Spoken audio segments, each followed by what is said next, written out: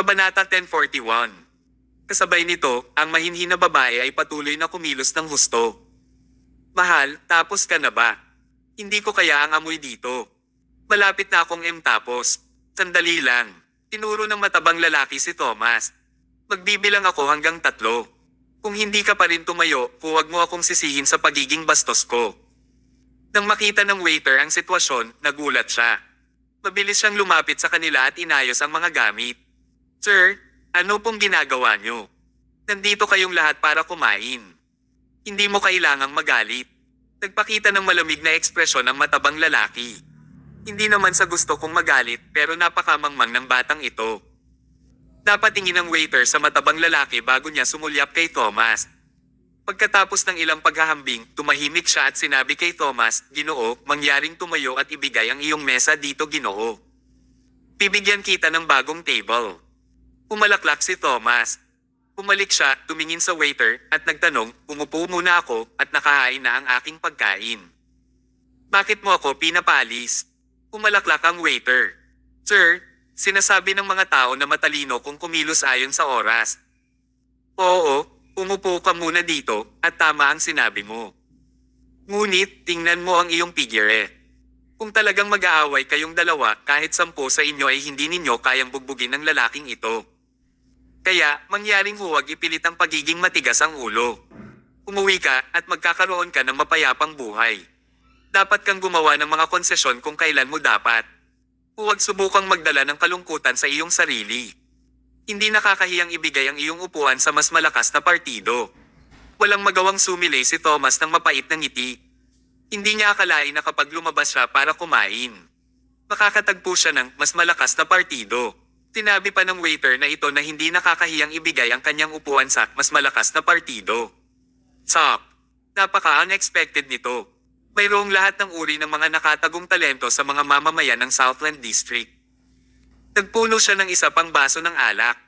Paano kung hindi ko ibigay sa kanya ang mesa?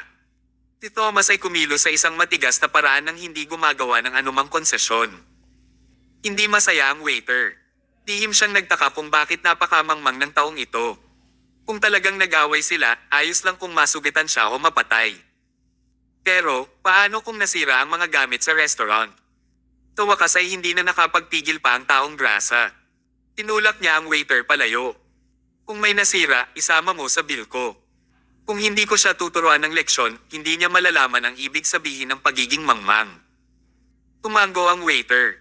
Sige, kung may sinira man sila, willing naman silang magbayad, kaya ayos lang. Maaari silang lumaban sa anumang paraan na gusto nila. Tinitigan ng waiter si Thomas at ninisyan. Ang kaligtasan ay ang pinakamahalagang bagay habang ang isa ay nasa labas at hindi dapat igiit ng isa ang pagiging mapagkumpetensya. Ang taong ito ay hindi nais na ibigay ang kanyang upuan. Oo nga, ngunit ang matabang lalaking ito ay bubugbugin siya ng labis na walang makakakilala sa kanya. Kapag nangyari iyon, makikita nila kung gusto pa niyang ipilit. Inilapag ng lahat ng tao sa restaurant ang kanilang mga kubyertos. Lahat sila ay tumingin kay Thomas habang naghihintay na makita siyang bugbugin. Wala sa kanila ang sumulong para tumulong. Bahagyang umiling si Thomas. Tila hindi pa rin sapat ang kaugalian sa Southland District. Hindi sila natakot na gumawa ng mas malaking eksena kapag nanunood sila ng palabas. Ang kahinaang ito ay maaaring hindi magbabago kahit na matapos ang 100 taon. Sa puntong ito, ibinaba na ng matabang lalaki ang kanyang kamao at gusto niyang basagin si Thomas sa ulo. Ang kanyang suntok ay napakabilis at ang kanyang lakas ay mataas. Kung diretsong sinuntok si Thomas, may kapansanan man lang kung hindi patay. Sa sobrang takot ni Iris ay napasigaw siya. Gayunpaman, hindi man lang nilingan ni Thomas ang napakalakas na suntok niya. Dahan-dahan niyang itinaas ang ulo at uminom ng isang baso ng alak. Ito ay kakaiba. Ang matabang lalaki ay ibinato ang kanyang suntok sa itaas mismo ng braso ni Thomas at lampasan ang kanyang ulo. Wala siyang sinuntok at hindi man lang ginalaw ang buhok ni Thomas. Kasunod nito, marahang kumapit si Thomas sa braso ng matabang lalaki. Nang gumamit siya ng kaunting lakas, isang tunog ng pagklik ang narinig. Isa sa mga braso ng matabang lalaki ay itinuring na ngayong bali. Kabanata 1042. Habang nanunood ang lahat, halos hindi naglagay ng lakas si Thomas para mabali ang braso ng matabang lalaki. Isang tili na parang baboy na kinakatay ang narinig sa lugar. Baka akalain ng mga taong hindi nakakaalam na pumasok sila sa isang katayan. Hinawakan ng matabang braso ang putol niyang braso at napaupo sa sahig. Patuloy siya sa pag-iyak at sa sobrang sakit ay nanggigigil ang kanyang katawan. Bukod sa sumisigaw ay wala siyang ibang masabi. Samantala, gulat na gulat ang makulat na babae sa kanyang nakita. Mabilis siyang tumakbo. "Honey, okay ka lang ba?" Grabe ang iyak ng matabang lalaki. Mukha ba siyang okay? Nakaramdam ng pagkabalisa ang babaeng palabiro. Tinuro niya si Thomas at sumigaw, "Jerk, how dare you treat my Mr. Fatty like this? Alam mo ba kung sino siya? Kaya niyang sirain ang buong pamilya mo sa isang daliri." "Talaga? I don't believe you." Walang pakialam na sabi ni Thomas. Nais siyang pagalitan muli ng babaeng mapanlinlang, ngunit labis siyang natakot ng tina ni Thomas kaya napaatras siya ng ilang hakbang. Ang kakayahang panatilihing kontrolado ang taong matabang sa isang galaw ay sapat na upang ipakita ang kakayahan ni Thomas. Babae lang siya. Paano naging posible para sa kanya na maging kalaban ni Thomas? Walang awang sinabi ng babaeng mapagbiro, "Okay, sa tingin mo ang galing mo, tama. Hayaan mong sabihin ko sa iyo, ang lugar na ito ay teritoryo ng aking lalaki. Dahil naglakas loob kang saktan siya, mamamatay ka ngayon." Lumapit siya sa matabang lalaki at kinuha ang phone nito sa bulsa. "Honey, tatawagan ko ang mga subordinate mo." Panayang tango ng matabang lalaki. Tawagan sina Ansel, Tiger, at Dummy na sumama sa kanilang mga armas. "Puputulan ko na itong si Jerk ngayon." "Sige." Agad na tinawag ng babaeng makulat ang mga kampa ng matabang lalaki. Ang nilalaman ay napakasimple. She just uttered one sentence, "Dalhin mo na ang magkapatid sa Misty Bar." May nakabali ang braso ni Mr. Fatty. Pagkatapos, ibinaba niya ang tawag sa kanila. Malamig na tinitigan si Thomas ng makulat na babae. "Napakagaling mong makipaglaban, tama. Pero, kahit gaano kakagaling, isa ka lang tao. Ang mga subordinate ni Mr. Fatty ay darating dito sa 1 minuto. Gusto kong makita kung paano ka mamamatay." Pumalaklak si Thomas at hindi man lang ito sineryoso. Pakiramdam ng waiter ay napagod. Tinuro niya si Thomas at sinaway, "You're such a jerk. Kasalanan mo ang lahat ng ito." Nakaramdam ng pagkalito si Thomas. "Nagkakamali ka siguro, no? Ako yung binubuli, kaya dapat pagalitan mo silang dalawa. Bakit mo ako pinapagalitan? Ang pinakamahalagang bagay ay para sa isang tao na magkaroon ng kamalayan sa sarili. Kung nagpalit ka ng upuan kanina, mangyayari kaya ito. Isa ka lang kamalasan. Sinasabi ko sa iyo ngayon, lahat ng sira dito ngayon ay isasama sa iyong tseke at hindi mo ito maaalis." May pang-aasar na sabi ng waiter. Malinaw na takot siya sa malakas na partido at gustong aibuli ang mahina. Kahit na si Thomas ang biktima at ang taong grasa ay isang hindi makatwiran na tao, ang taong grasa ay itinuturing pa rin na mas malakas na partido. Kahit anong mangyari, hindi siya nang ahas na saktan ng waiter. Susundan na lang niya ang taong grasa at binubuli si Thomas. Dapat sabihin na ito ay medyo malungkot. Pakiramdam ni Thomas ay walang magawa. Mukhang malayo pa ang mararating ng Southland District kung nais nitong makamit ang tunay na kaunlaran. Sa kasamaang palad, wala na siyang panahon at lakas para pamahalaan ang distrito. Ilang sandali pa, may humantong maliit na truck sa harap ng restaurant. Isang malaking grupo ng mga tao ang humawak ng kanilang mga armas at tumalon mula sa truck. Pagkatapos, lahat sila ay agad na sumugod sa restaurant. Sino ang nanakit sa boss natin? Ang may kakayahang alipin ng taong mataba, si Tiger ang unang sumugod sa loob. Siya yun. Agad na tinuro ng babaeng makulat si Thomas. Tumango si Tiger. Ibinaba niya ang kanyang baseball bat at naglakad. Siya sized Thomas up at subconsciously hummed. Pakiramdam niya ay nakita na niya ang lalaking ito sa isang lugar, ngunit hindi niya ito maalala. "Nasaktan mo ba ang boss namin?" tanong ni Tiger. Tumango si Thomas. "Oo, ganoon. Magandang bata, napakatapang mo. Nawawalan ka ng buhay ngayon, kaya dapat mong sabihin ang iyong mga huling salita ngayon." Pumalaklak si Thomas. Mga huling salita.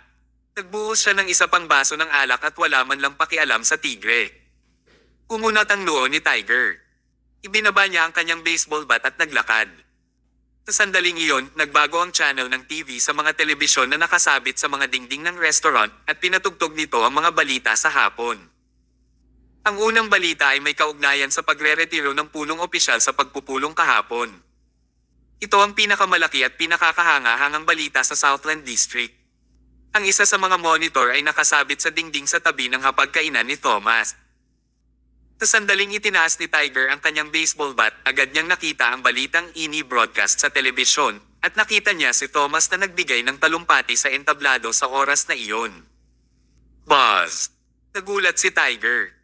Seryoso siyang nakatitig sa telebisyon ng ilang segundo bago siya tumingin kay Thomas sa kanyang harapan at nanlamig ang kanyang katawan. Tiger, anong ginagawa mo? Labis na nataranta ang mapanlinlang na babae nang makita niyang itinaas ni Tiger ang kanyang baseball bat ngunit hindi nataman si Thomas. Hinawakan din ng iba ang kanilang mga sandata at naghanda na sumulong at sabay-sabay na talunin si Thomas. Mabilis na inalis ni Tiger ang kanyang baseball bat at umatras ng ilang hakbang. Tumigil na kayong lahat. Natigilan ang lahat at sabay-sabay silang tumingin kay Tiger. Ano ang mali sa kanya? Siya ang kadalasang magsisimula ng away sa tuwing makakaharap niya ang ganoong bagay. Bakit siya natatakot na humakbang pasulong ngayon na para bang sinapian siya? Samantala, uminom si Thomas ng kanyang alak habang kumakain siya ng kanyang pagkain. Napaka-relax at aloof niya. Hindi niya sineseryoso si Tiger at ang barkada. Tiger, ano ang nangyayari sa iyo? Panata 1043. Hindi lang naintindihan ng babaeng mapanghusga, ngunit hindi rin naintindihan ng lahat ng ibang alapers. Galit na sigaw pa ng matabang nakaupo sa sahig. Tiger, ano bang nangyayari sa'yo? Nabalian niya ang braso ko, bakit ngayon ka pa rin nagpapaliban? Napalunok si Tiger at tinuro ang telebisyon sa dingding.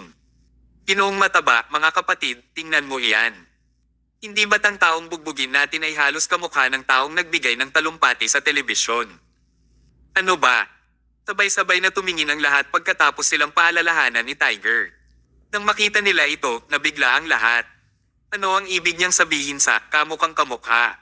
Sila ay ganap na parehong tao, okay. Hindi nagpalit ng suit si Thomas nang lumabas siya ngayon. Nakasuot pa rin siya ng parehong suit na sinuot niya para sa talumpati kahapon.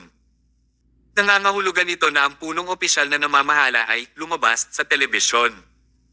Hindi na si Thomas ang punong opisyal na namamahala sa distrito ng Southland, ngunit mas mataas pa rin siya sa kanila kahit na siya ay bumaba sa pwesto.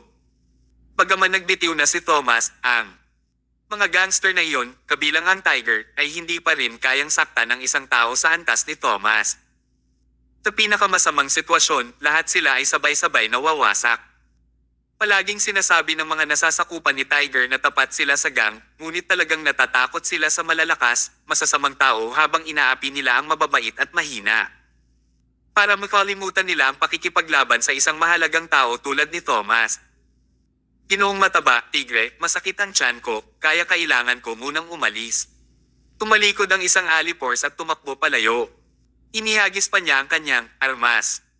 Gaw! Bigla kong naalala na malapit ng manganak ang asawa ko. Kailangan kong pumunta sa ospital ngayon. Pagkatapos ng paaralan para sa aking bunsong anak na lalaki ngayon. Sisanduan ko siya at uuwi para kumain. Ang grupong ito ng mga tao ay gumawa ng mga dahilan para sa kanilang sarili ng sunod-sunod. Isang malaking grupo ng mga tao ang nawala sa loob lamang ng ilang segundo at wala ni isa sa kanila ang naiwan. Tanging mga armas lamang ang naiwan sa sahig. Lihim na napaungol si Tiger. Karaniwang sinasabi ng grupong ito ng mga jerks na silang lahat ay mamamatay ng magkasama. Ngunit nang mangyari ang gayong seryosong bagay, tumakbo sila ng mas mabilis kaysa sa mga kuneho. Gusto rin niyang tumakbo. Ngunit, agad siyang pinigilan ni Thomas. Ikaw ay si Tiger, tama ba? Natigilan si Tiger.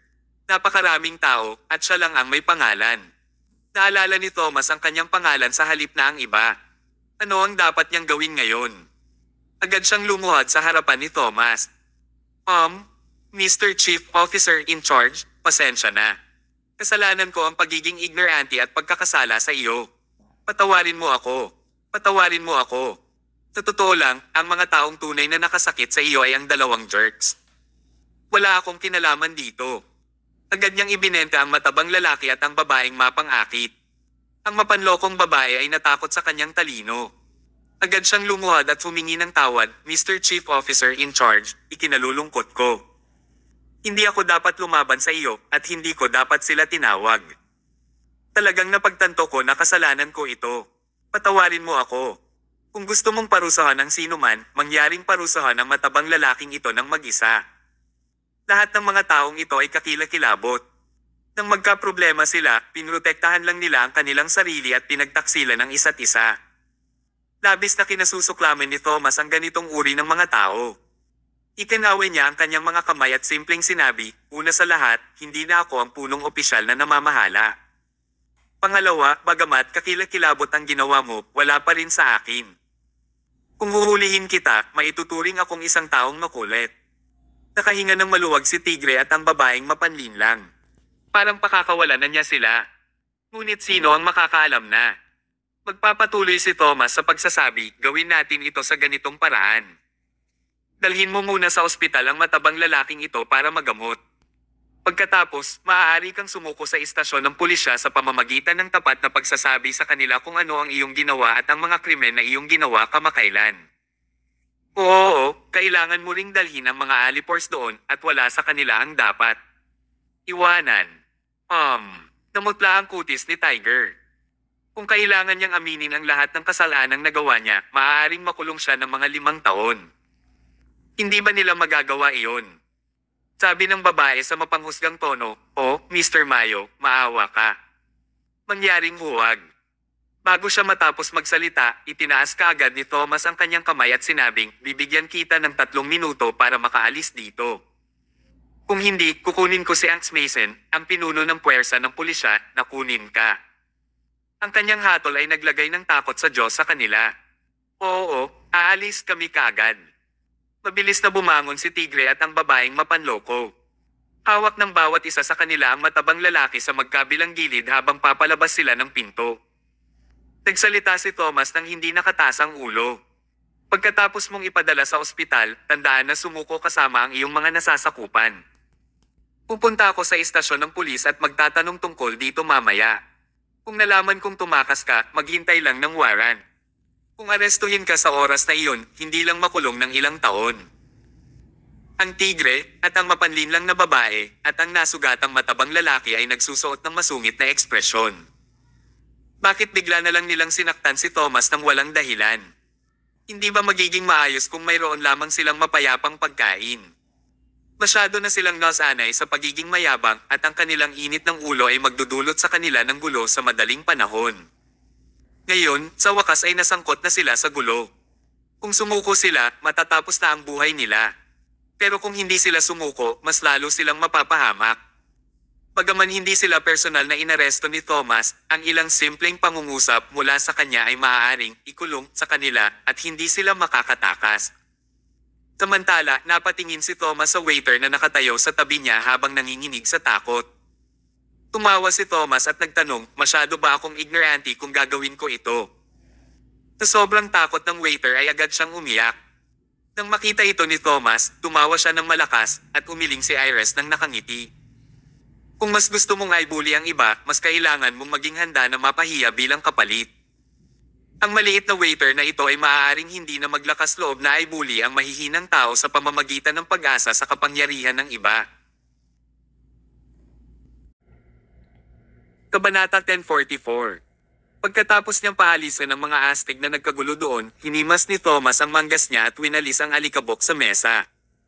Tita Iris, pasensya na kung pinapanood kitang muli ng clown show. Tila nang gugulo si Thomas saan man siya magpunta, pero sanay na rin siya.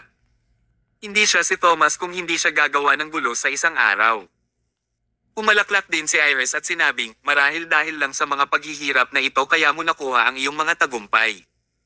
Kailangan mong magpasalamat sa Diyos sa pag-aalaga sa iyo. Ang mga taong namumuhay sa layaw ay hindi makakadaan sa mga paghihirap na ito. Tom, masaya at proud ako kapag nakikita kita ngayon. Huminto muna siya saglit bago siya nagpatuloy sa pagsasabing, sige, huwag na tayong mag-off topic. Tom, bakit mo ako pinalabas ngayon?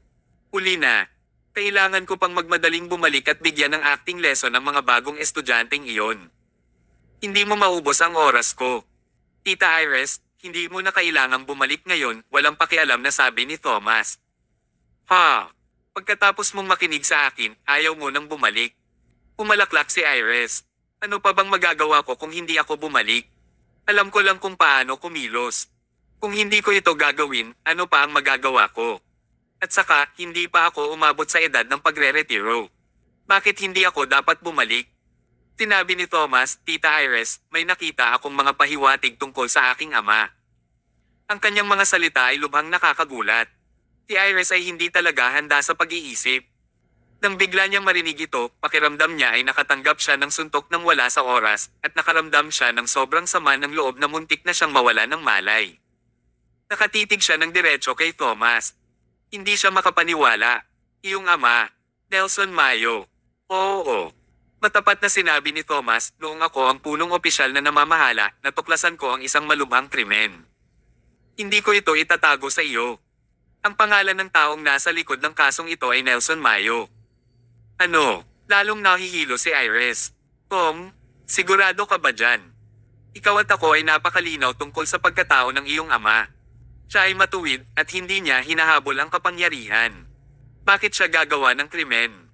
Sabi ni Thomas, oo, hindi rin ako naniniwala. Iyon ang dahilan kung bakit ako nagbitiw sa posisyon ng punong opisyal na namamahala. Gusto kong pumunta sa Central City at personal na imbestigahan ang kaso. Oh, nakikita ko, isang mahabang buntong hininga ang pinakawala ni Iris. Sasamahan kita. Umalaklak si Thomas. Alam niyang tiyak na sasabihin iyon ni Iris. Sa totoo lang, sa loob-loob niya, matagal nang itinuring ni Thomas si Iris na parang sarili niyang ina. Kung maaari, umaasa siyang mapapangasawa ng kanyang ama si Iris sa mga huling taon ng kanilang buhay. Gayunpaman, hindi nagawang kalimutan ni Nelson ang kanyang namatay na asawa, kaya hindi niya matanggap si Iris. Sa pagkakataong ito, para sa anumang personal at pangkalahatang mga kadahilanan, nais ni Thomas na isama si Iris sa paghahanap sa kanyang ama. Kung maaari niyang linawin ang mga bagay at pagsamasamahin ang mga ito, iyon ang magiging pinakamahusay na resulta. Tanong ni Iris, Tom, kailan ka magiging handa na umalis? Bukas. Malapit na. Oo, hindi tayo dapat mag-aksaya ng oras. Habang maaga kong nalaman ang kinaroroonan ng aking ama, mas maaga akong makakapagpapahinga. Tita Iris, pwede na po kayong mag-impake ng mga bagahe pagkatapos ninyong bumalik mamaya. Aayusin ko na ang aking mga tao ay sunduin ka at ihatid ka sa airport bukas. Nag-book na ako ng air ticket para sa iyo, kaya hindi mo kailangang mag-alala. Sige. Pagkatapos magsalita ni Thomas, kinuha niya ang mga kubyertos. Nasabi ko na ang gusto ko, kaya ituloy na natin ang pagkain.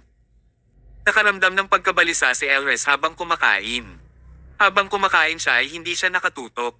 Na-miss niya si Nelson sa buong oras. Maraming taon na ang nakalipas. Hindi niya alam kung gaano kalaki ang ipinagbago ni Nelson mula sa dating gawin niya at kung nami-miss pa rin ba niya ang namatay na asawa. Desperado si Iris na makapasok sa puso ni Nelson at maging babae niya. Umaasa siyang bibigyan siya ng Diyos ng pagkakataon na matupad ang kanyang hiling. Pagkatapos nilang kumain, naghiwalay silang dalawa, umuwi, at nag-impake ng mga bagahe. Nang makauwi si Thomas, tinulungan ng kanyang pamilya si Thomas na mag-impake ng kanyang mga bagahe. Tinulungan pa siyang mabuti ni Emma at inisip ang lahat ng detalye.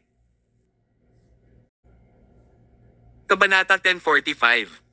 Inihanda ni Emma ang lahat kasama ang kanyang toothbrush, toothpaste, tuwalya, labaha, at ang silid ng hotel na tutuluyan ni Thomas pagkatapos niyang pumunta doon. Inayos niya ang lahat ng maaga at nag-aalala siyang may mangyari kay Thomas pagkatapos nitong pumunta sa Central City. Habang ginagawa niya, mas naawa si Thomas sa kanya. Mahal. Babalik ako sa lalong madaling panahon. Tumigil saglit si Emma sa kanyang ginagawa bago siya tumawa. Hindi siya umimik at tinulungan si Thomas sa pag-impake ng kanyang malita. Noong gabing iyon, naging intimate sila. Noong gabing iyon, nahirapan silang maghiwalay sa isa't isa. Kinaumagahan, personal na hinatid ni Emma si Thomas sa airport. Pagdating ni Iris, hawak na nilang dalawa ang sarili nilang malita at pumasok sa departure hall. Kumaway si Emma para magpaalam sa kanila. Nakatitig si Emma sa likod ni Thomas habang papasok siya sa departure hall at hindi pa rin siya mapakali.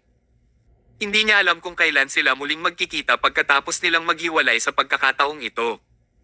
Sa departure hall, tinapik ni Iris si Thomas sa balikat. Nalulungkot ka ba kapag iniwan mo ang iyong asawa? Napabuntong hininga si Thomas. Siyempre. Hindi ako makapaghintay na lumipad sa Central City at hanapin ang aking ama pagkatapos ay lumipad kaagad pabalik pagkatapos nito. Bagamat sinabi niya iyon, alam niyang hindi siya magkakaroon ng ganoong swerte sa paglalakbay na ito sa Central City. Hinawakan nila ang kanilang mga malita at pumasok. Pagkatapos, nakahanap sila ng upuan na maaari nilang upuan. Gayunpaman, bago sila umupo, may ilang pulis na lumapit. Pinigilan nila sina Thomas at Iris sa pagsulong bago sila nagtanong, ikaw ba si Thomas Mayo? Kailangan pa ba nilang itanong? Ang talumpati ni Thomas ay live broadcast sa buong lungsod. Ito ang pinakamalaking balita sa Southland District sa nakalipas na ilang araw. Bilang mga lingkod ng gobyerno, kilala ng mga pulis si Thomas, ngunit sinadya nilang itanong iyon sa kanya.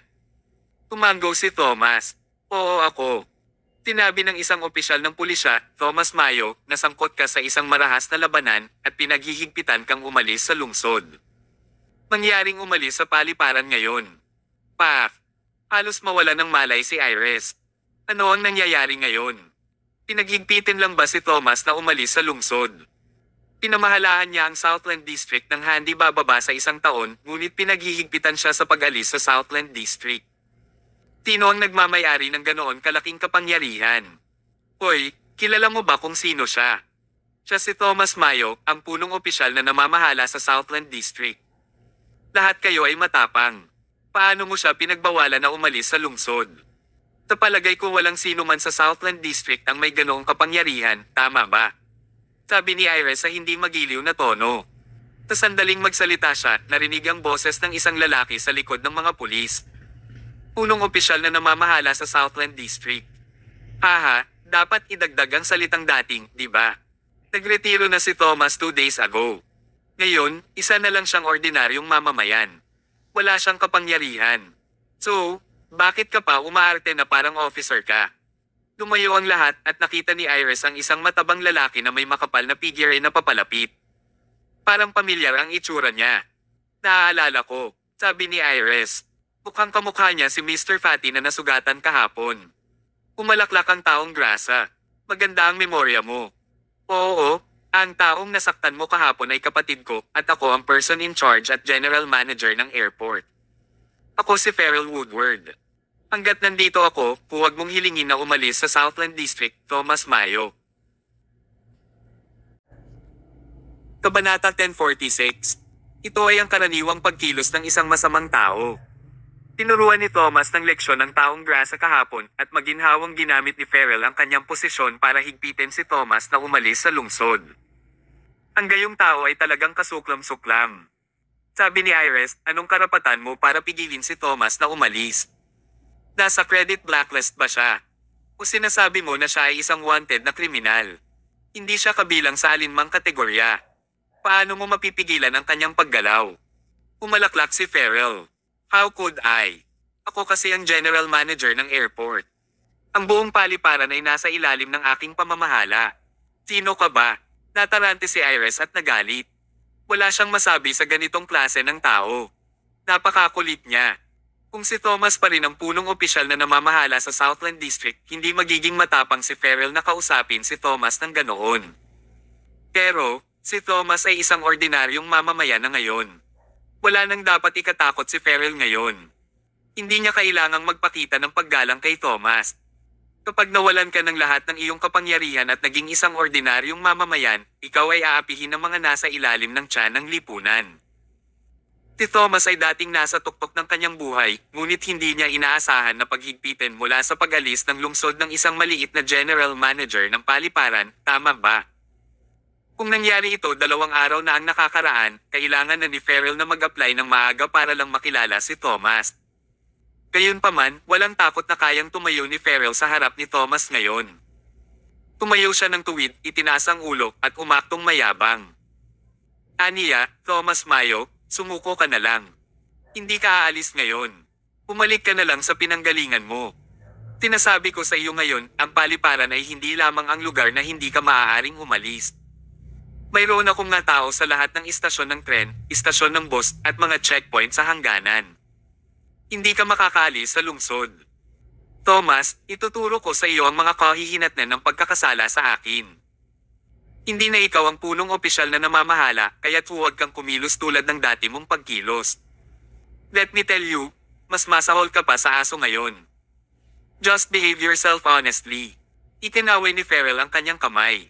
Habulin mo sila ngayon. Agad na lumapit ang dalawang pulis sa pagtatangkang habulin sina Thomas at Iris. Nakaramdam ng kaba si Iris. How dare you? Ipaglalaban kita. Agad siyang pinigilan ni Thomas. Sa mga tuntunin ng paggalaw, maaaring talunin ni Thomas ang sinuman pero hindi siya maaaring kumilos ng marahas ngayon. Hindi siya kriminal kaya hindi niya kayang talunin ang mga pulis anuman ang mangyari. Hindi biro ang pag-atake sa mga pulis. Wala siyang nagawang krimen hanggang ngayon.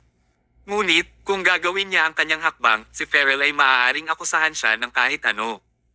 Gayunpaman, hindi ibig sabihin na si Thomas ay talagang maaaring manipulahin ng iba. Malamig niyang tinitigan si Farrell na nasa hindi kalayuan. Ang yabang mo. Farrell Woodward, binibigyan kita ng 10 segundo para isipin ito. Lumayo, oh. Nagtaas ng kamay si Farrell. Huwag kang magsalita ng kalokohan. Tinasabi ko sa iyo ngayon, hindi kita papayagang umalis. Thomas Mayo, huwag mo akong takutin. Wala ka ng kapangyarihan ngayon at hindi mo maaaring tawagan ng sinuman. Sa tingin mo matatakot ako sa'yo. I-save mo, walang isip. Itinaas ni Thomas ang kanyang ulo at dahan-dahang bumantong hininga. Naghanda pa siyang kunin ang kanyang telepono at tumawag. Ngunit, isang malaking grupo ng mga pulis ang sumugod. Ang taong namumuno sa mga opisyal ay masayang humajejek at sinabing, Mr. Mayo, bakit hindi mo ako pinaalam noong aalis ka? Ginawa mo akong halos mawala ng oras para paalisan ka. Ito ay walang iba kundi ang dating subordinate ni Thomas, ang pinuno ng puwersa ng pulisya, si Angus. Nang makita ni Farrell na nandoon si Angus ay bahagyang nagbago ang ekspresyon nito. Ginoong Mason, bakit ka nandito? Tanong ni Farrell kahit alam niya kung bakit. Sabi ni Angus, nagbibiro ka ba? Si Ginoong Mayo ay aalis sa Southland District. Hindi ba dapat pumunta ako para paalisan siya? Napangisi si Farrell. Siya ay isang ordinaryong mamamayan lamang. Kailangan mo ba siyang paalisin? Mukhang malungkot si Angus. Paano mo nasasabi yan? Malaki ang naiambag ni Ginoong Mayo sa Southland District at nakita ito ng lahat. Bukod pa rito, si Ginoong Mayo ang dating punong opisyal na namamahala sa Southland District. Kahit na nagbitiw na siya sa posisyon, hindi ka dapat maging masungit sa kanya sa maikling panahon, di ba? Sa pagkakataong ito, sinamantala ni Iris ang pagkakataong sabihin, napakabilis niyang ipinakita ang kanyang bastos na ugali. Pinipigilan niya si Thomas na umalis sa lungsod.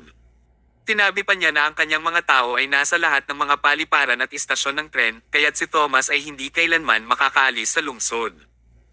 Ano? Tinaman ng tingin ni Angus si Farrell. Ang yabang mo. General manager ka lang ng isang airport. Sino ang nagbigay sa iyo ng kapangyarihang higpitin ang paggalaw ng ibang tao? Napangisi si Farrell. Tinaktan ni Thomas ang aking kapatid, kaya pinaghihinalaan siyang gumawa ng isang krimen. Mali ba ako sa pagpigil sa isang kriminal na umalis sa lungsod? Naintindihan naman ito ni Angus nang marinig ang kanyang dahilan. Paliwanag niya, alam ko ang kaso ng kapatid mo. Tinubukan muna niyang saktan ng iba at ginawa ito ni Thomas para sa pagtatanggol sa sarili. At saka, hindi naaresto ang iyong kapatid dahil sa insidente kahapon. Ito ay dahil nakagawa siya ng sunod-sunod na krimen na nakapinsala sa mga tao sa nakaraan at walang kinalaman si Thomas sa mga krimeng iyon. Habang nakikinig si Farrell kay Angus, namula ang kanyang kutis dahil sa galit. Wala akong pakialam. Kahit anong mangyari, hindi ko hahayaang umalis si Thomas. Walang sino man sa inyo ang makakapagpabago ng desisyon ko. Nagalit si Angus. Farrell Woodward, ang lakas ng loob mo. Haha, so ano? Sabi ni Farrell, Mr. Mason, hindi ikaw ang aking superior. Kaya mo ba akong kontrolin? Si Thomas Mayo ay isang ordinaryong mamamayan lamang na nagretiro, kaya wala siyang karapatang kontrolin ako. Ako ang boss dito ngayon. Tingnan ko kung sino sa inyo ang makakaalis sa lungsod. Kabanata 1047. Naging awkward agad ang sitwasyon. Bagamat hindi lingkod ng gobyerno si Farrell, siya ang general manager ng airport. Ang paliparan ay nasa ilalim ng kanyang kontrol. Maging ang mga pulis ay walang magawa sa kanya sa lugar na ito. Mahirap siyang galawin o saktan. Nang matindi ang sitwasyon, isang grupo ng mga tao ang lumapit. Oh, tinong mukhang mayabang. Isang boses iyon na medyo luma. Napatingin ang lahat. Nakita nila ang isang maputi ang buhok na matandang mukhang mataas ang loob.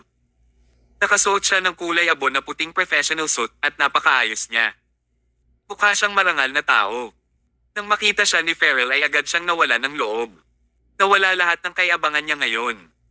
Ang matandang ito ay si Mr. Grant, ang Deputy Director ng Southland District's Department of Civil Aviation. Lahat ng maliliit at malalaking paliparan at kumpanya ng eroplano ay nasa ilalim ng kanyang kontrol. Siya ang tunay na nakatataas kay Farrell. Pagkakita pa lang ni Farrell kay Mr. Grant ay agad siyang umarte na parang isang lobo. Agad siyang tumakbo, tumawa, at sinabing, "Oh my, Mr. Grant, what brings you here? Isa kang abalang tao. Bakit libre kang pumunta sa airport?" Pumalaklak si Mr. Grant at sinabing, "Syempre pumunta ako dito para magpaalam kay Mr. Mayo." Ano? Namutla ang kutis ni Farrell. Maaari niyang pabulaanan kung si Angus iyon, ngunit wala siyang lakas ng loob na pabulaanan kapag kaharap si Mr. Grant. Bagamat hindi lingkod ng gobyerno si Farrell, nasa ilalim talaga siya ni Mr. Grant. Kung nasaktan niya si Mr. Grant, hindi niya magagawang hawakan ang posisyon ng General Manager. Nang makita ni Iris ang sitwasyon, agad niyang pinaypayan ang apoy. "Ginoong Grant, sa palagay ko ay wala kang kabuluhan sa paglalakbay na ito. Hindi maaaring umalis si Thomas sa lungsod, kaya hindi mo na kailangang pumunta at paalisin kami." Pumalaklak si Mr. Grant. Narinig niya ang buong pag-uusap nila. "Ginoong Mayo, mangyaring makatitiyak. Nandito ako ngayon, at walang makakagawa sa iyo. Walang sino man ang may karapatang higpitin ka sa pag-alis sa lungsod." Walang pakialam na sabi niya. Nang sabihin niyo ni Mr. Grant, hindi nang ahas si Farrell na magsalita ng kahit ano. Pagkatapos ng ilang paghinga ni Farrell, nagdadalawang isip pa rin siyang sumuko. Nag-ipon siya ng lakas ng loob at sinabing, "Dear Grant, bakit mo ginagawa ito? Naparito ka para paalisin ang isang kriminal. Hindi ka ba nito ikinahihiya? How dare you?" Galit na sigaw ni Mr. Grant at natakot si Farrell kaya napaatras siya ng ilang hakbang. Kasunod nito, galit na pinagalitan siya ni Mr. Grant. Si Ginoong Mayo ang tagapagligtas at tagapagligtas ng Southland District. Siya ang lumikha ng isang maunlad na sitwasyon sa Southland District. Paano siya insultuhan ng isang masamang tulad mo? Tinasabi mo bang kriminal si Mr. Mayo? Haha, kahit na ang puwersa ng pulisya ay hindi iniisip na siya iyon. Ngunit ang hindi kapansin-pansing pangkalahatang tagapamahala ng isang paliparan ay maaaring IP ng paratang sa kanya sa ngalan ng pulisya. Farrell Woodward, matapang ka talaga. Napakayabang mo. Kinawian ni Mr. Grant ang kanyang kamay at inutusan ang kanyang mga nasasakupan, ipaalam sa staff sa departamento na tanggalin si Farrell sa kanyang posisyon bilang General Manager. Tinubukan ng taong ito na maghayganti sa kanyang posisyon. Ang kanyang moral na integridad ay hindi nakakatugon sa mga kinakailangan para sa posisyon. Paano siya magpapatuloy sa pagtatrabaho dito? Ito ay isang ganap na insulto at kabastusan sa aming koponan. Opo, Ginoo. May pumunta agad para hawakan ang gamit ni Farrell. This time, tapos na ang career niya. Agad namang lumuhad si Farrell. Patuloy siyang umiiyak habang sinasabi, "Mr. Grant, alam kong nagkamali ako. Maaari mo akong batukan o pagalitan, ngunit mangyaring huwag mo akong alisin sa aking posisyon. Mayroon akong mga magulang at mga anak sa bahay, at umaasa ako sa trabahong ito para suportahan ang aking pamilya. Kung mawawalan ako ng trabaho, ang buong pamilya ko ay mamamatay sa gutom." Napangisi si Mr. Grant. Tinuro niya ang taya ni Farrell. "Tingnan mo ang malaki mong tiyan. Mamamatay ka ba sa gutom pagkatapos mong mawalan ng trabahong ito? Hindi ka magugutom kahit nagugutom ang lahat sa mundo. Sa tingin mo ba hindi ko talaga alam? Palihim mong ibinigay ang mga posisyong may mataas na sweldo sa iyong asawa, iyong kapatid, at iyong bayaw. Lahat kayo ay kumuha ng maraming pera. Ngayon, gusto kong samantalahin ang pagkakataong ito para tanggalin kayong lahat ng mga jerk at linisin ang aking koponan." Natigilan si Farrell. Noong una, gusto lang niyang makakuha ng respeto sa kanyang kapatid sa pamamagitan ng pagpaparusa kay Thomas. Pagkatapos ng lahat, nawala ng kapangyarihan si Thomas. Isa lang siyang normal na mamamayan, kaya wala siyang dapat ikatakot. Gayunpaman, sino ang makakaasa na kahit na si Thomas ay hindi na ang punong opisyal na namamahala, ang kanyang reputasyon at pangalan ay maimpluwensyahan pa rin. Mahal at iginagalang pa rin siya ng lahat. Sila ay handang tumulong sa kanya at manindigan para sa kanya. Ito rin ay kumpirmasyon ng trabaho ni Thomas sa panahong iyon. Bahagyang yumuko si Mr. Grant kay Thomas. Ginoong Mayo, nasiyahan ka ba sa paraan ng paghawak ko ngayon? Itinaway ni Thomas ang kanyang kamay. Ginoong Grant, lubos akong nagpapasalamat sa pagkakaroon mo ng tulong sa akin. Mangyaring huwag maging magalang. Tama ang sinabi ni Farrell. Hindi na ako ang punong opisyal na namamahala at hindi na ako ang iyong superior. Dapat mong gawin ang anumang dapat mong gawin. Hindi mo kailangang humingi sa akin ng anumang mga tagubilin. Tumanggo si Mr. Grant at sinabi sa kanyang mga nasasakupan, tanggalin ninyo lahat ng nasasakupan ni Farrell base sa nabanggit ko kanina. Huwag itago ang alinman sa mga ito. Nang marinig ito ni Farrell, naging itim ang kanyang paningin. Napuno ng galit ang kanyang puso at agad siyang nawala ng malay. Kabanata 1048. Ang mga masasamang tao ay tumanggap ng masamang kaparusahan. Nararapat na tapusin ni Farrell ang paraang ginawa niya. Tinulyapan ni Thomas ang oras bago niya sinabing, malapit na ang oras. Kailangan kong maghanda para makasakay. Para lahat, paalam na. Kinawayan siya ni Mr. Grant at Angus. Nakatitig sa likod ni Thomas habang siya ay umalis, ang dalawa sa kanila ay labis na nag-aatubili na palayain siya. Siya ay isang napakatalino at matalinong binata na mananagot sa kanyang mga aksyon. Kung siya ay patuloy na mamumuno sa pag-unlad sa Southland District, ang mga residente doon ay mabubuhay ng mayamang buhay. Sa kasamaang palad, 1 taon pa lang niyang pinamamahalaan ang Southland District. Ito ay sapat na gayon paman. Ang taong ito ay kasing ganda ng ibang mga lungsod na umunlad sa loob ng 10 taon.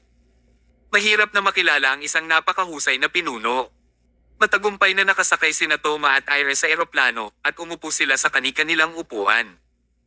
Dahil nasa unang klase sila, mas malaki ang distansya sa pagitan ng mga upuan at mas komportable rin ang mga upuan. May mga dalubhasang miyembro ng cabin crew na naghain sa kanila ng mga inumin. Nagkaroon ng lahat ng uri ng mga serbisyo. Mukhang na-enjoy nila ang biyahe sa pagkakataong ito. Habang naririnig ang malalakas na tunog ng makina, dahan-dahang humandar ang eroplano. Pinilisan nito ang rampa at matagumpay na lumipad sa dulo.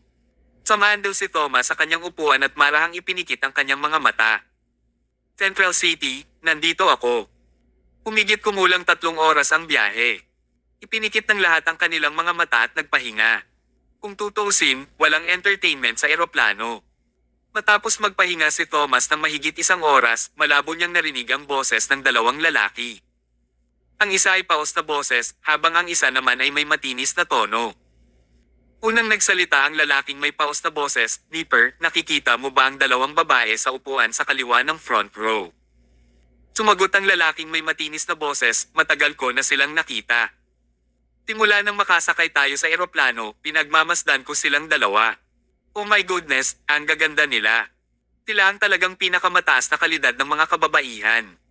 Kung hahayaan lang natin ang mga magagandang babaeng ito na umalis sa harapan natin, ito ay isang ganap na basura.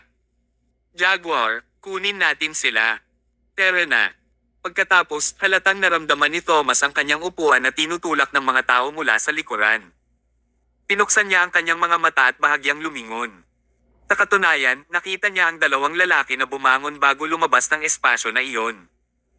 Naglakad silang 2 papunta sa mga upuan sa kaliwa ng front row. Humisi si Jaguar. May inilabas siyang name card sa bulsa at ipinasa sa mga babae. Pretty girls, pwede ba tayong maging magkaibigan? 2 babae ang nakaupo sa mga upuan. Naglakad sila palapit sa isang babae na matangkad at balingkinitan pati na rin ang gintong buhok. Ang kanyang ekspresyon ay malamig at ang kanyang mahahabang binti ay patas at tuwid. Sila ay lubhang kaakit-akit. Ang babaeng nakaupo malapit sa bintana ay hindi matangkad, ngunit napaka-cute niyang tingnan. Nakasuot siya ng pink na damit at nakapigtail siya pati na rin ang isang pares ng salamin. Curve ang kanyang figure na para bang nag-walkout siya sa isang comic book. Mailalarawan talaga siya bilang isang batang babae na may mature na katawan ng babae. Para sa 2 babae, ang isa ay isang malamig na babae at ang isa ay isang cute na loli. Iba't ibang uri sila ng mga babae, ngunit naglabas sila ng kakaibang alindog na pag-aari ng mga babae. Tinitigan ni Nipper at Jaguar ang bawat isa sa mga babae, at sila ay naglalaway. Ang dalawang babaeng ito ay napakahusay. Itinuring nila na isang mahusay na marka kung maaari nilang ituloy ang alinman sa kanila. Kung maaari nilang makuha ang dalawa, sila ay makaramdam ng labis na pagmamalaki kapag inilabas nila ang mga babaeng ito. Sa kasamaang palad, ang dalawang babae ay hindi interesado sa kanila. Medyo nahiya at natakot ang Loli. Nagtago siya sa inner seat habang palihim na nakatitig sa mga lalaki. Hindi siya naglakas loob na magsalita. Malamig na ngumuso ang babaeng nagyayelo. Pinag-cruise niya ang kanyang mga paa at hindi man lang ito nilinggan. Nakasabit sa ere ang name card ni Jaguar kaya hindi angkop para sa kanya na itago ito. Ngunit, hindi ito tinanggap ng mga babae kaya talagang pinahiya siya nito. Ang mga babae ay parang isang rosas na may tinak. Kabanata 1049. Tumawa si Jaguar at nagsimulang maging seryoso. Pretty girl, I have my gang in Central City. Huwag kang maging masyadong disrespectful sa akin, okay? Ang pagtanggap sa name card na ito ay hindi makakasama sa iyo. Inilibre kita sa isang pagkain at isang pelikula mamaya. Maaari kitang bilhan ng mga kotse at bag. Ibibigay ko ang lahat ng gusto mo. Pinagtibay niya ang lahat ng posibleng paraan. Sa kasamaang palad, hindi siya nagtagumpay. Lumingon ang malamig na babae sa gilid at tumingin kay Jaguar bago ito nagsalita sa malamig na tono. Huwag kang mag-boss sa paligid ko na parang langaw. Alis. Malamig ang ugali niya at mas malamig pa sa sinabi niya. Nanginginig ang kamay na iniabot ni Jaguar. Sinubukan niyang pigilan ang kanyang galit. Pinibigyan kita ng huling pagkakataon ngayon. Kukuha ka ba o hindi? Bago niya natapos ang kanyang mga salita, ang malamig na babae ay iniwas ang kanyang kamay at hinampas ang name card ni Jaguar sa sahig. Sa pagkakataong ito, wala nang posibilidad na baligtarin ang sitwasyon. Galit na sumigaw si Jaguar, darn it. Masyado na ba kitang awa? How dare you throw my name card to the floor? Bibigyan kita ng 3 segundo para kunin ito. Hindi siya pinansin ng malamig na babae. Agad na tumakbo ang isang cabin crew. Sir, huwag pong gawin ito. Mangyaring bumalik sa iyong upuan ngayon. Alis dyan. Itinaas ni Jaguar ang kanyang kamay at sinampal ang cabin crew dahilan para malaglag ang cabin crew sa sahig. Tinuro niya ang malamig na babae. Huwag mong isipin na magaling ka kapag medyo maganda. Kung hindi ko ipapakita sa iyo ang tunay kong kulay ngayon, hindi mo malalaman kung gaano ako kagaling. Habang sinasabi niya iyon, inabot niya ang ulo ng malamig na babae. Sinubukan niyang itulak siya sa hig. Gayunpaman, bago niya inabot muna ng malamig na babae ang kanyang mga braso. Agad niyang ipinulupot ang kanyang braso sa leeg ni Jaguar, nagpakawala ng lakas, at direktang isinandal ang ulo nito sa likod ng upuan. Agad na nasugatan ang ulo ni Jaguar sa isang kalabog. Natambo siya at nawala ng malay. Nagulat ang lahat. Maganda ang galaw ng babaeng ito. Gayunpaman, hindi ito natapos ng ganoon lang. Akala niya noong una ay outrest si Nipper pagkatapos niyang alagaan si Jaguar. Sinong makakalam na hindi aalis si Nipper? Sa halip, nagsimula siyang magwala. Tinagat niya ang kanyang mga ngipin at sinabing, pinatay mo ang aking kapatid. Hindi ka makakatakas ngayon. Gusto kong ibigay mo ang iyong buhay para sa kabayaran. Mga Air Marshal, mangyaring pumunta ka agad. Usasan ng babaeng ito at arestuhin kaagad pagkababa natin ng eroplano. Lumapit ang ilang Air Marshals at pinagmasdan si Jaguar na nakahandusay sa sahig. Humihinga pa siya. Hindi siya patay. Galit na sinabi ni Nipper, siya ay humihinga ngayon, ngunit siya ay mawawala ng hininga pagkatapos niyang bumaba ng eroplano mamaya. Tingnan mo ang kapatid ko. Sugatan ang kanyang ulo. Kung patuloy siyang dumudugo, wala pang 10 minuto ay mamamatay siya.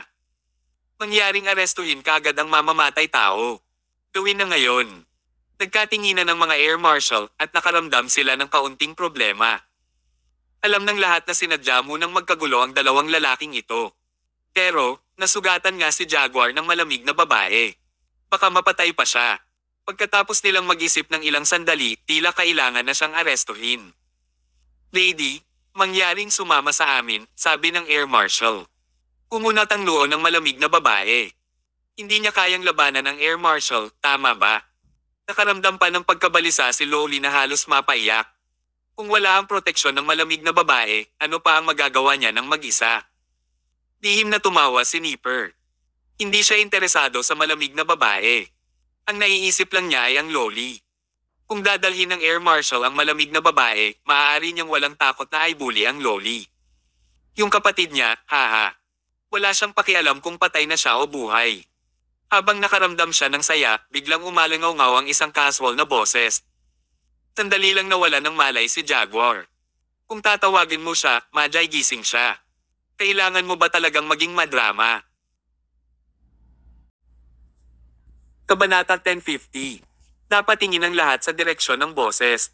Nakita nila ang isang binata na nakasandal sa upuan at baka sa mga mata ang pagod. Ito ay walang iba kundi si Thomas. Umunat ang noo ni Nipper at malungkot na sinabi, anong alam mo? Napabuntong hininga lang ang kapatid ko nang hindi humihinga. Siya ay mamamatay. How dare you speak so sarcastically now? Mamamatay. Inusat ni Thomas ang kanyang mga mata, bumangon, at naglakad. Ibinaba niya ang ulo niya at tumingin kay Jaguar. Huwag kang mag-alala, hindi siya mamamatay. Habang nagsasalita siya, tumingkayad siya at sinubukang sipin si Jaguar. Agad siyang pinigilan ni Nipper. Anong ginagawa mo? Biglang sinabi ni Thomas, tinutulungan kitang gisingin siya. Gisingin mo siya. Humisi si Nipper at sinabing, hindi ka mukhang mabuting tao sa akin. Sinabi mo bang gusto mong gisingin ang kapatid ko? Natatakot akong mamatay ang kapatid ko pagkatapos mong itulak siya. Hindi. Haha. Hindi siya mamamatay dahil lang sa sinabi mo. Siyempre. Pero paano kung mamatay siya? Tinapik-tapik ni Thomas ang kanyang dibdib gamit ang kanyang kamay. Kung mamatay siya, babayaran ko ang buhay ko. Ginawa niya itong seryoso. Nakita ng mga tao ang mga lalaking kumikilos bilang kabayanihan, ngunit hindi nila nakita ang sino man na maglalagay ng kanilang buhay dito. Takot na takot si Iris. Tom, anong ginagawa mo? Sabik din sa loli, kumusta, kuya, huwag sabihin ang ganitong uri ng bagay ha. Mga walang isip jerk ang mga lalaking iyon. Hindi ka tumbas ng halaga para sa iyo na ipagsapalaran ang iyong buhay para sa kanila. At saka, wala itong kinalaman sa iyo. Kung masangkot ka at mawawalan ka ng buhay dahil sa amin, buong buhay akong nagi-guilty. Nanatiling tahimik ang malamig na babae. Nanatili lang siyang nakatitig kay Thomas at puno ng hinala ang kanyang tingin. Napangiti si Thomas. Tikas na may tiwala ako kapag naglakas loob akong sabihin iyon. Kung mamatay siya, babayaran ko ang buhay ko. Iyon ang deal. Dahil sinabi niya iyon, ano pa ang magagawa ni Nipper? Mapapanood na lang niya si Thomas na itulak si Jaguar. Hoy, tumigil ka nga sa pagtulog. Malamig ang sahig. Gising na. Casual na itinulak ni Thomas ang katawan ni Jaguar. Ngunit, walang anumang tugon si Jaguar. Masaya si Nipper. Siyempre mangyayari yon. Dumudugo ang ulo ni Jaguar at nahimiti din siya. Paano siya nagising mula sa isang siko? Kung ang kanyang pagdurugo ay hindi tumigil sa oras, siya ay mawawala ng kanyang buhay, lalo na ang paggising. Ngunit, si Thomas ay patuloy na kinukulit siya.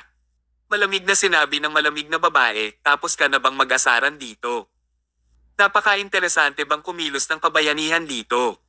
Kung hindi mo kaya, huwag kang gumawa ng panibagong eksena dito. Lumayo ka ngayon na. Napailing ang lahat. Akala nila malamig talaga ang babaeng ito.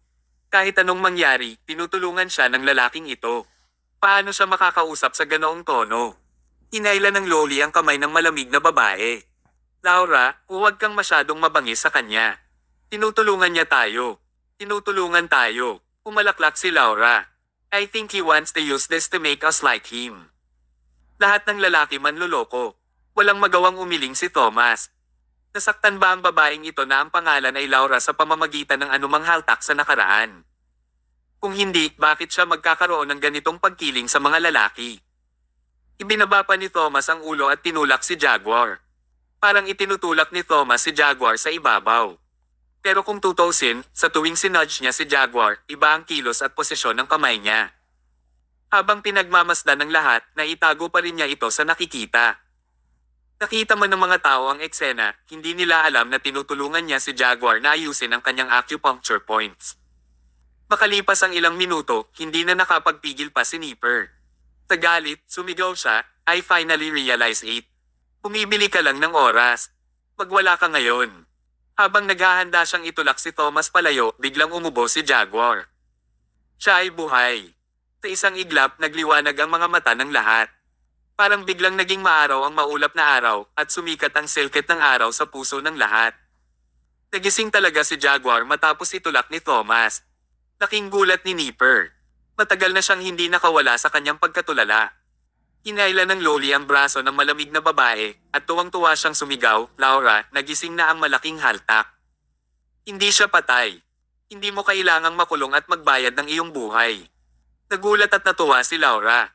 Wala talaga siyang pag-asa para kay Thomas, ngunit hindi inaasahan ang resulta.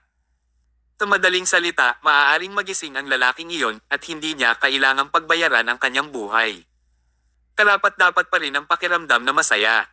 Gayunpaman, malamig pa ring sabi ni Laura, "Haha. Ang bawat aso ay may kanya-kanyang araw. Napakaswerte mo talaga, pero huwag mong isipin na magustuhan ka namin dahil dito. Sinasabi ko sa iyo, bumalik ka sa iyong sariling upuan. Huwag na huwag kang lumapit sa amin." Napailing ang iba. Nakakita na sila ng mga taong mahina magsalita, ngunit hindi pa sila nakakita ng taong napakasamang magsalita. Malaki ang naitulong ng lalaking ito sa kanya, pero hindi man lang siya nagpasalamat. Kinakausap pa siya nito ng napakasungit. Nakakadiri talaga ang ganitong klaseng babae.